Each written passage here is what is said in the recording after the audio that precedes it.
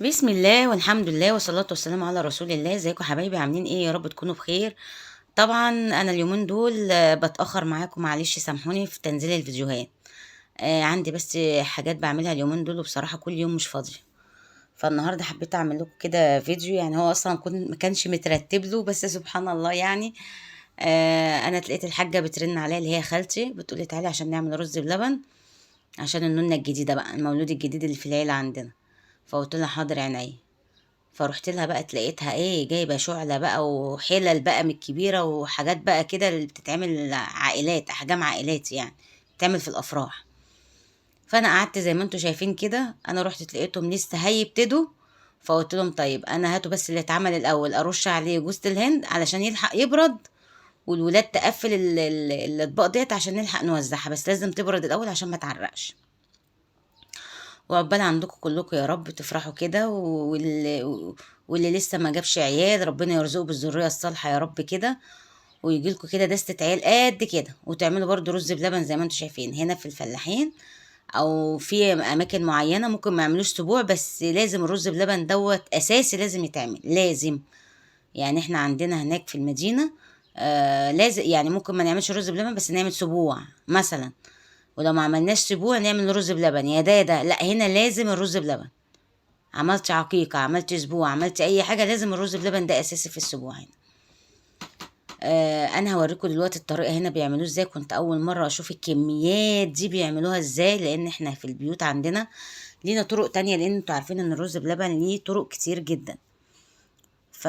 فطبعا انت هتعمليه كمية غير ما هتعمليه لبيتك اللي هو العدد القليل. فاحنا هندخل مع بعض دلوقتي على الطريقة ونشوف بيتعمل ازاي في الافراح وفي المناسبات بالكميات دي. ويا رب كلكم تفرحوا يا رب، ويدخل الخير بيتكم كده، وتفرحوا بمولودكم الجديد، ويرزقكم بالرزق الصالح.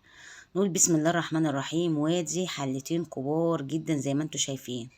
طبعا انا بنزل كيس سكر هنا على الحلة دي، خلاص خلصت اهي. فهي قالت لي بس انت اقفي معايا كده وحطي كيس سكر. شايفين بقى اللي في الحلة ده اللي هو اللون الغامق ده؟ بصوا بصوا يا جماعة، انا فوجئت كده ان هما بيحطوا ايه، قرفة. ده كده عود قرفة. بصوا هما بيحطوا الرز المية تغلي، وبيكونوا غاسلين الرز كويس جدا وحاطينه في مصفى يتصفى. المية لما بتيجي تغلي الاول، يعني نص الحلة مية كده، بيحطوا عود قرفة. يعني عود قرفة خشب كده صحيح، بيقولوا عشان يدي ريحة كده حلو للرز. وفعلا كان اول مرة اشوف الطريقة ديت. وبصراحة كان طعمه زي العسل، كان طعمه زي العسل. انا ما كنتش محضره الفيديو ده نهائي، بس لما لقيتهم بيعملوا بالكميات ديت قلت لها يا مريم صوري بقى الفيديو دوت، عشان انا اول مره اشوف كميات الرز دي.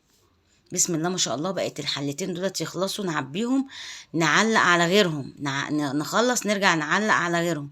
هنا بيوزعوا على البلد كلها، لازم كل بيت يخش رز بلبن للمولودة الجديدة أو المولود الجديد.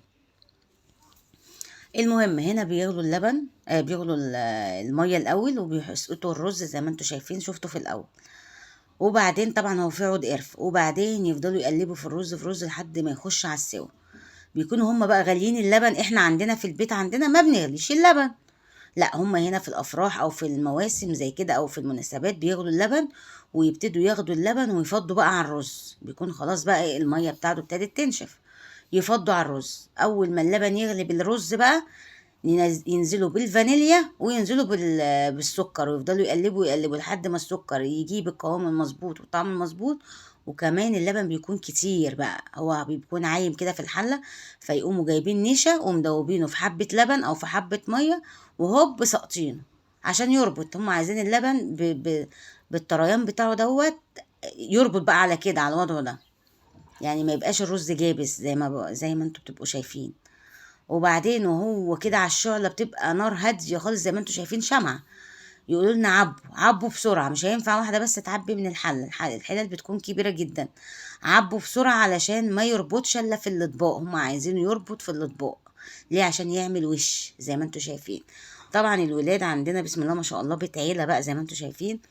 فكل واحد يجيب لي طبق، يعني الاطباق اللي تتعبى يجيبوها لي على صينية عشان انا ارش عليها جوز الهند زي ما انتوا شايفين. كنت برش رشة في الأطباق ورشتين في بقي، لأن أنا بحب بصراحة جوز الهند جدا. وتلاقي طعمها حلو قوي لانها هي كانت كاملة الدسم مش منزوعة الدسم. فلحد ما خلصت لهم جردل الجوز الهند اللي في ايديا ده. الجردل ده اصلا جبته من محل عندهم، هم فاتحين سوبر ماركت. قلت لهم هاتوا الجردل ده استغنوا عنه علشان نرشه على الاطباق. بسم الله ما شاء الله، عملنا كمية طباق جامدة جدا. الصواني دي كانت بتتعبى وتترص فوق بعضها اطباق بعد ما تتقفل وتخرج تتوزع، واحدة بقى تقوم شايلها على دماغها كده وتخرج توزع على البلد كلها، تخلص وتيجي تاخد غيرها، تخلص وتيجي تاخد غيرها. بس كان حاجة عظمة. يعني بصراحة أول مرة أحضر مناسبة زي كده. فرحت والولاد فرحوا وانبسطنا، ولمة العيلة كانت حلوة جدا. ويا رب كلكم تفرحوا يا رب كده بمولودكم الجديد ولو انتوا عندكم مولود جديد بقى ان شاء الله جاي في الطريق، دي طريقة تقدروا ان انتوا تعملوها وتطلعوها كده للمولودة الجديدة، وحاجة كده بتفرح وتفرح الولاد وكمان بتفرح البلد كلها. يعني شايفين الهيصة حوالينا عاملة ازاي؟ كان جو كده عائلي جميل جدا.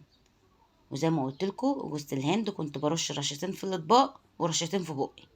زي ما انتوا عارفين انا بحب المكسرات جدا. وان شاء الله باذن الله الفتره الجايه اعمل لكم فيديوهات كتير. ادعوا لي بس كده بالتسهيل، ورب الفيديو يعجبكم. بس شجعوني باللايك والشير، ومش هقول تاني ما تنسوش تتفاعلوا مع الفيديوهات عشان اعمل لكم فيديوهات كتير الفتره الجايه. هسيبكم بقى كده لحد ما تشوفوا اخر حاجه، واحمد ومريم، احمد وجودي بيعبوا لي الاطباق، بيجيبوا لي الاطباق وانا برش فيه. سلام.